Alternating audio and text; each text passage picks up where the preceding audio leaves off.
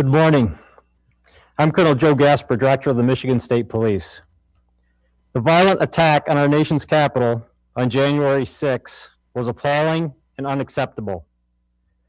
As is now widely reported, it was quickly followed by online promotion encouraging armed marches on all state capitals to occur this Sunday nationwide. Today's media briefing is being held to assure Michiganders that their law enforcement officials here in Michigan have a plan and are working together to ensure that we don't see a repeat of those dangerous, illegal, and disgraceful actions at our capital.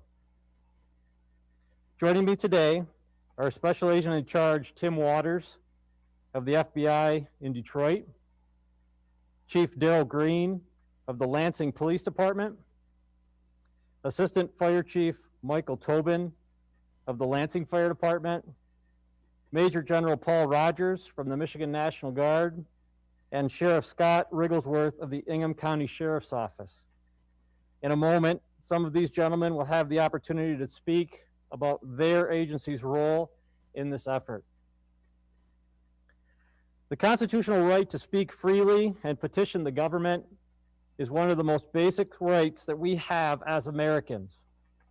The role of law enforcement is to protect these rights by providing a safe forum for everyone to the best of our ability. When it comes to public demonstrations, protection of people and property is the #1 focus and mission for law enforcement. The Michigan State Police has significant experience with responding to large-scale and tense protests, such as those we saw at the Capitol in 2012 and the multiple demonstrations that we saw this past spring and summer. Out of an abundance of caution, we have already increased our visible uniform presence in and around the Capitol. This increase in staffing started on Monday and will be in place through at least mid-February. This increase in staffing is in addition to the dedicated and experienced MSP state property security officers who, along with the House and Senate Sergeant at Arms, handle security at our Capitol every day. The security enhancements that we have made are both seen, such as the increase in uniformed personnel and a perimeter fence that will be installed around the Capitol today, and unseen, which are things that we have no intention of discussing or disclosing because these efforts are meant to be covert. Throughout the week, we have had multiple discussions with our partners in the House and Senate police departments, as well as many legislators, to ensure that everyone is aware of the security protocols that are in place to protect those who work at the Capitol. In anticipation of an unknown number of demonstrators expected to gather on the grounds of the Capitol on Sunday, I am announcing here today that we are again increasing our uniform presence.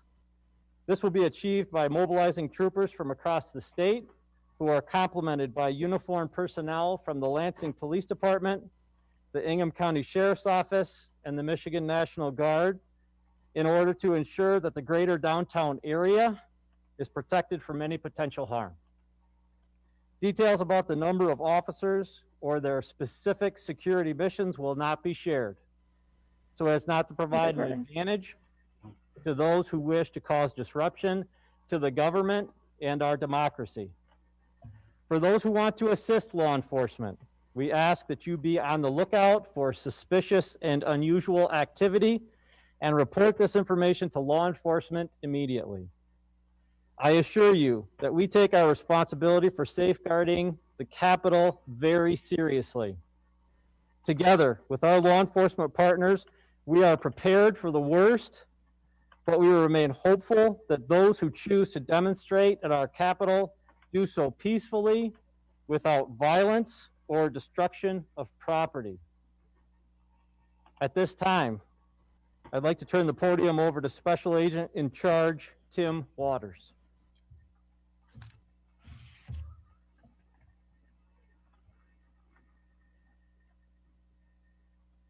Thank you, Colonel Gasper, and to the rest of my colleagues for the partnership as we move forward together to ensure the safety of our communities. I want to start by giving a brief rundown of the FBI's work in Michigan as it relates to the events on January 6th with the Capitol.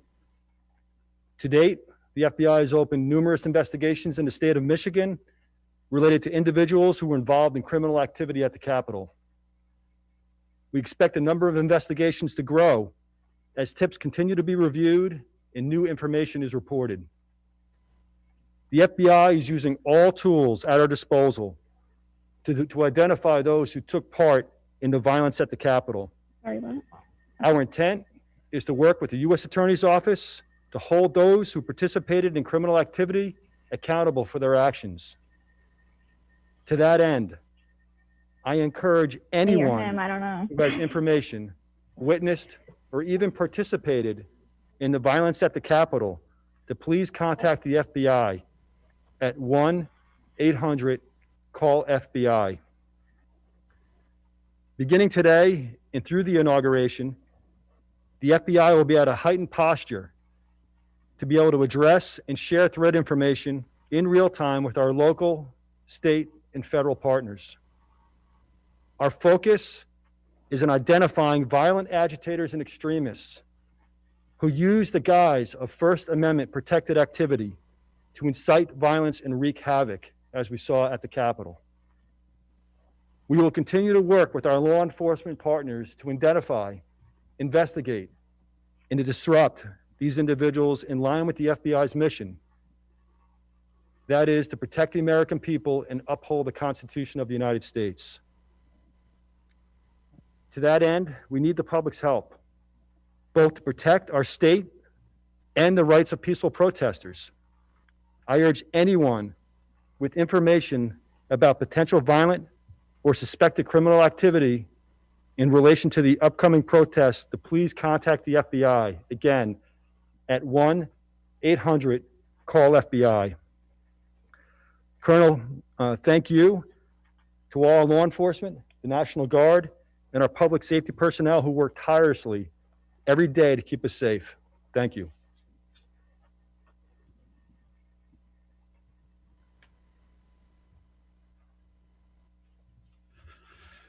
Good morning, everyone. On behalf of Mayor Andy Shore, I want to take the opportunity to first and foremost thank the Michigan State Police, our federal partners, and our local and regional partners as well for the assistance. Over the past couple weeks, we have been in conjunction with them working tirelessly for a intentional operational plan. And I'm confident in that plan at this time.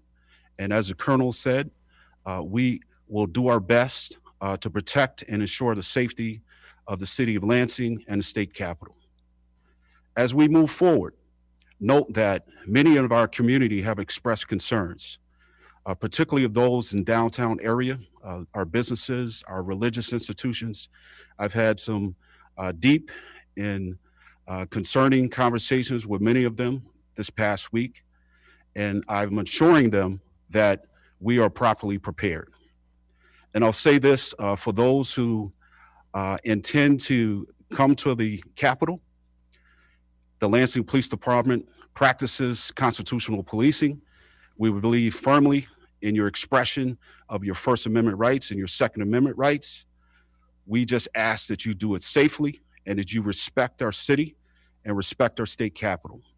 For those that don't have an intentional purpose to be downtown in the city of Lansing, note that I encourage you to stay home. I sincerely encourage you to stay home if you don't have a specific purpose to be downtown. Note that the Lansing Police Department has been lockstep with our partners, particularly the FBI, and we have not been dismissive at all about the threat picture. We will remain intentional. We have, as the Colonel mentioned, have done the same thing as far as upping our and taking additional steps for our security purposes here in the city of Lansing. And thank you very much. As we move forward, know that the city of Lansing is prepared. We're very confident about our preparedness. And again, we have coordinated extremely well, very deliberate planning. And so we ask for all of you to be safe on January 17th, and we look forward to a great event. We look forward to an event that entails heightened preparedness in the city of Lansing.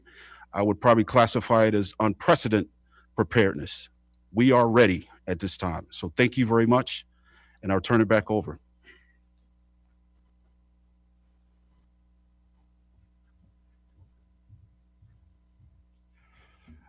Thank you, Chief Green. Thank you, Colonel, and all our working partners here with the state and the federal government. The Lansing Fire Department is committed to serving the Lansing area community with the highest levels of life and property protection. We are proud to be the fire rescue agency for the capital city. The Lansing Fire Department and Lansing Office of Emergency Management have been working closely with our local, regional, state, and federal partners in preparation for the next few days. The level of preparation is not new to us and our team. Being the fire and EMS service for the capital city, we are in regular communication with and part of joint planning efforts with all of our partners for a wide variety of events, protests, and dignitary visits. In planning for the next few days, additional resources will be available in and around the city to allow for quick, coordinated response to any requests and needs for life safety and property protection. As with anyone that comes to our great city and to our Capitol building, we ask and encourage you to exercise your First Amendment rights peacefully. Thank you. Major General.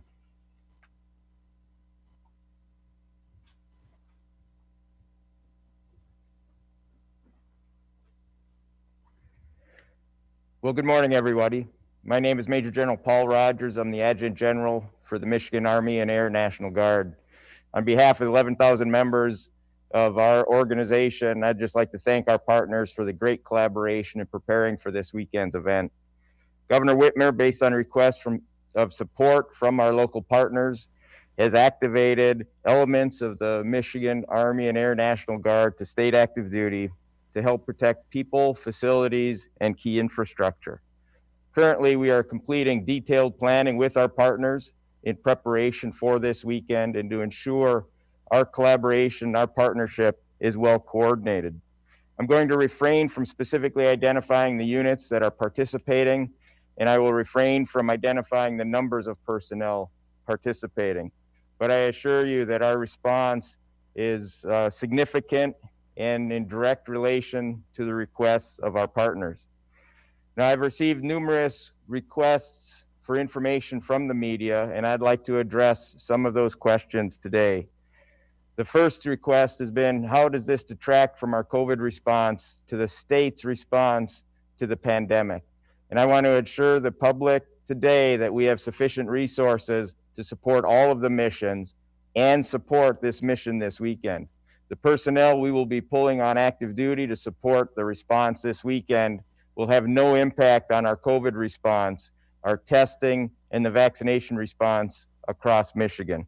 We have 500 personnel dedicated to that COVID response, and the personnel we have coming on board are a separate and distinct professional force that will augment our law enforcement. The second question has been, how are we safeguarding our members given the pandemic? I want to assure the public that we will be taking all the necessary protocols to ensure that we will not be exposing people to COVID. We will also be testing everybody we bring onto active duty with the COVID tests as they come on and then prior to returning home to their families. The safety of our personnel is at the forefront of everything we do. We take every measure to protect the people, protect their families, and protect the communities in which they serve. So thank you so much for including me in this press conference, and I'd like to turn the podium back over to Colonel Gasper.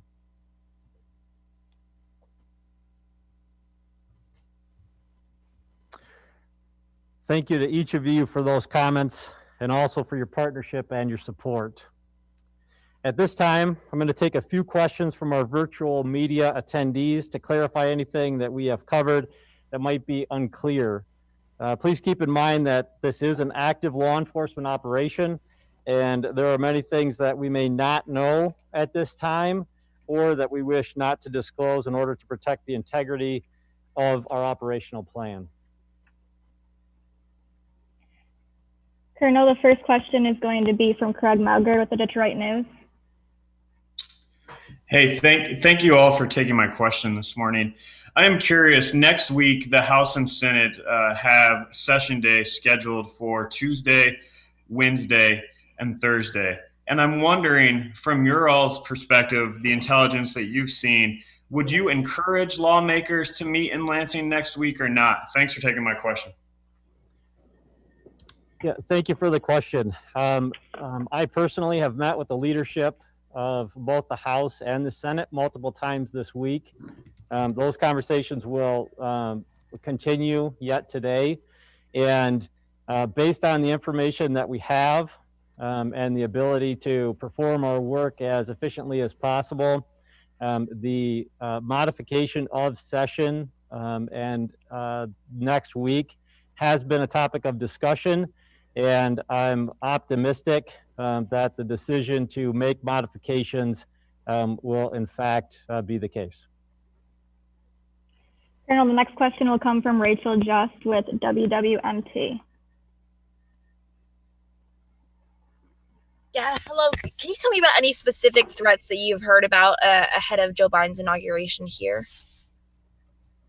Yes, thank you for that question. Unfortunately, the specificity of threats is something that we don't share. I'd just like to reassure the general public that our operational plan that we have enacted is very strong, it's very thorough, and I have the utmost confidence that the men and women that will carry out that operational plan will be successful. Thank you. The next question will come from Jennifer Stans with WXYZ. Hi there. Thank you very much for taking my question. This is for the Detroit FBI field office. I'm curious, given the social media purging of so many of these accounts on Twitter and Facebook, I know Parler is effectively offline now too. Without revealing too much, can you give us a little bit of insight as to how your investigators are able to track some of these groups who use social media to mobilize, and some of the challenges that your investigators have encountered, with these people moving into darker spaces of the internet?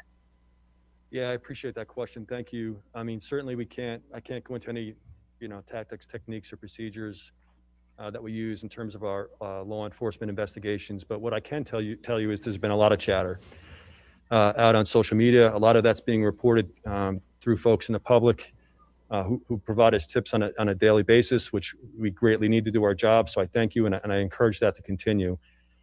In terms of social media and what we do with that, obviously end-to-end encryption is a challenge for all law enforcement. It's been widely publicized over the last few years. I don't really want to go into the details of that, but it's certainly a challenge for us and something we work through on a daily basis through a variety of different ways. I think I'll leave the question at that for now. Thank you. The next question will come from Kathy Gray with the New York Times.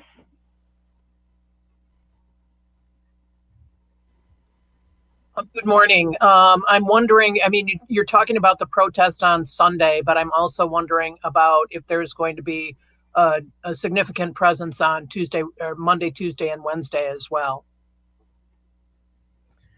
Yes, thank you for that question. Yes, our presence at the Capitol began to increase this past Monday and is increasing almost on a daily basis.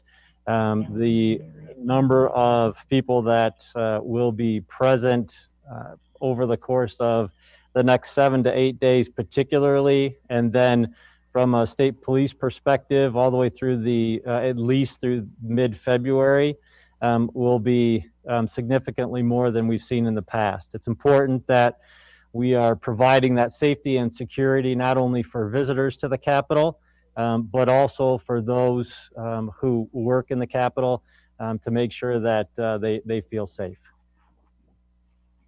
All right, we're going to take 2 more questions. The next one is going to be from Dave Boucher with the Detroit Free Press. Hi, thank you for doing this. I appreciate it. Can you speak to, I know you said you can't get into specific threats, but can you speak to specifics about like broad numbers of people that you expect on Sunday or groups? You know, there've been reporting that the Proud Boys or other groups might be there on Sunday, and whether you have increased security presences at places beyond the Capitol, so other possible spots in Lansing. Thank you. Yes, thank you for that question. So, addressing the second part of the question, we readily share information and intelligence statewide with our law enforcement partners. And so any additional measures that are be taken statewide will be based on this information. We're ready, willing, and able to assist any agency statewide in anticipation of additional issues. As it pertains to what we're seeing here, yes, there is information that it makes it difficult to identify the numbers of people that will be present on Sunday and then in days after that. So that has required us to plan appropriately. And again, I assure you that the plan is very robust and will be successful. Okay, the last question is going to come from Malachi Barrett with MLive. Thank you for taking my question. Hopefully you can hear me. I'm curious if you can speak on how long this protest has been in the works, how long groups may have been planning this specific demonstration. And I understand the hesitancy to speak about strategy, but I'm also curious if this heightened visible security, this kind of show of force is meant as a deterrent for folks that would, come here to maybe do harm. So we have been, thank you for that question. We have been in the planning stages for not only Sunday, but days leading up to and thereafter for the better part of at least 7 to 10 days prior to today. So again, it's important that we keep some of the details of what we're doing covert so that we do not lose the element of surprise. And again, as mentioned by some of my colleagues, if you are going to come down to the Capitol and demonstrate peacefully, then we will provide that safe space for you. If you are coming to the Capitol to engage in some nefarious activity, then we are also very well prepared to address that.